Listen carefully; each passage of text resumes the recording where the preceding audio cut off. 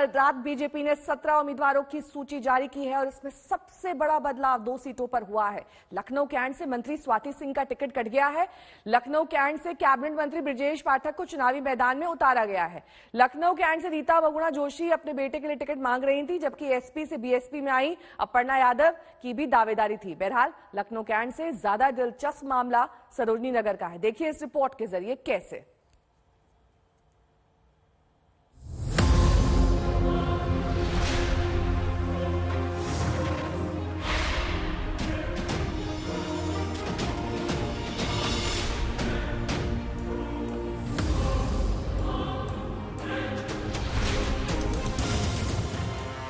5 साल पहले तेज तर्रार नेता के रूप में उभरी स्वाति सिंह का चुनाव से पत्ता कट गया है। जी हां, बीजेपी ने इस बार योगी सरकार की महिला कल्याण, बाल विकास एवं पुष्टाहार राज्य मंत्री को इस बार सरोजनी नगर के चुनाव मैदान से हटा दिया है। बीजेपी ने लखनऊ की सरोजनी नगर सीट पर सुपर कॉप से नेता बनने जा रहे राजेश्वर सिंह को प्रत्याशी बनाया है।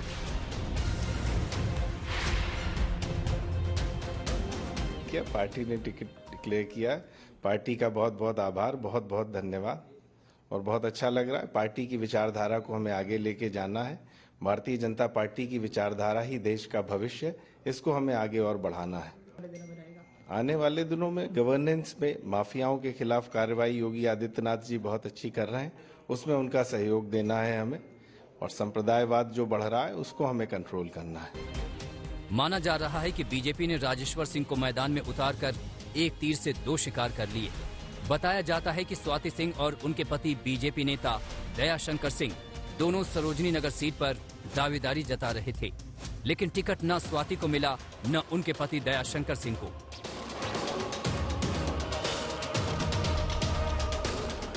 स्वाति सिंह सरोजनी नगर से मौजूदा विधायक हैं, जबकि दयाशंकर सिंह यूपी बीजेपी के प्रदेश उपाध्यक्ष हैं और ओबीसी मोर्चा के प्रभारी भी हैं।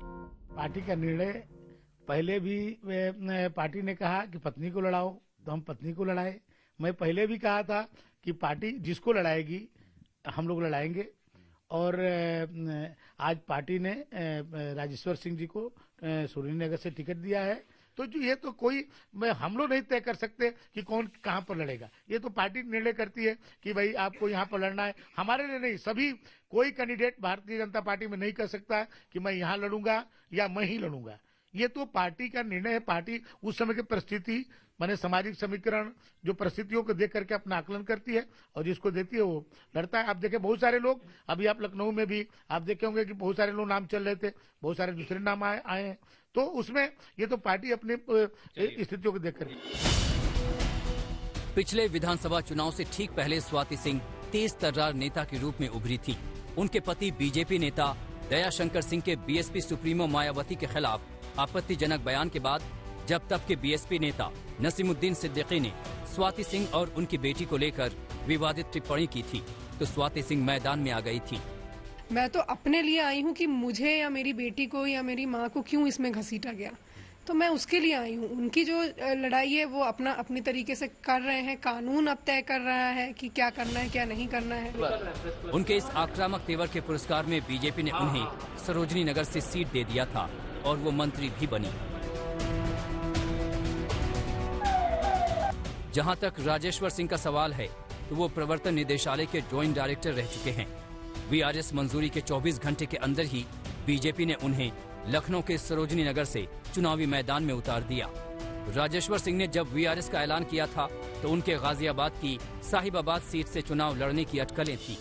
फिर चर्चा हुई कि राजेश्वर सिंह अपने गृह जनपद सुल्तानपुर के सदर सीट से चुनाव लड़ने जा रहे हैं, लेकिन उनकी टिकट की दौड़ सरोजनी नगर पर खत्म हुई।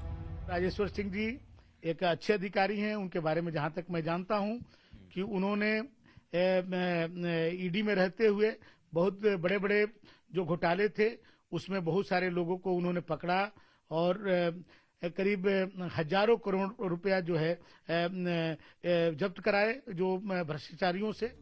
लेकिन राजेश्वर सिंह के चुनाव मैदान में उतरने से उनकी पत्नी लक्ष्मी सिंह की लखनऊ में पोस्टिंग को खतरे में डाल दिया है। राजेश्वर सिंह की पत्नी लक्ष्मी सिंह लखनऊ रेंज की आईजी हैं। हालांकि सरोजनी नगर विधानसभा उनके दायरे में नहीं आता, लेकिन जानकार कहते हैं कि अगर विरोधी दलों ने पति के चुनाव लड़ने वाले जिलों में पत्नी की तैनाती की शिकायत की जाती है तो चुनाव आयोग को इस शिकायत पर गंभीरता से सोचना होगा। गौरतलब है कि पूर्व आईपीएस अधिकारी असीम अरुण के कन्नौज से चुनाव मैदान में उतरने के बाद समाजवादी पार्टी ने चुनाव आयोग से शिकायत की थी। जो अधिकारी, मैं चुनाव आयोग से इस बात की शिकायत करूंगा कि पिछले 5 साल में असीम अरुण के साथ जो अधिकारी लगातार ड्यूटी पे रहे हैं, लगातार जिन अधिकारियों को ड्यूटी पर अपने साथ लेकर के गए, पूरे 5 साल के नौकरी के कार्यकाल में देख करके जो लगातार उनके साथ रहे हैं, उनको भी हटाया जाए, वरना वो भारतीय जनता पार्टी के कार्यकर्ता के रूप में काम करेंगे। जाहिर है ये विवाद तूल पकड़ सकता है, लेकिन फिलहाल तो बीजेपी का एक अंदरूनी विवाद सुलझता नजर आ रहा है। समर्थ श्रीवास्तव और संतोष कुमार के साथ कुमार अभिषेक, लखनऊ, आज तक।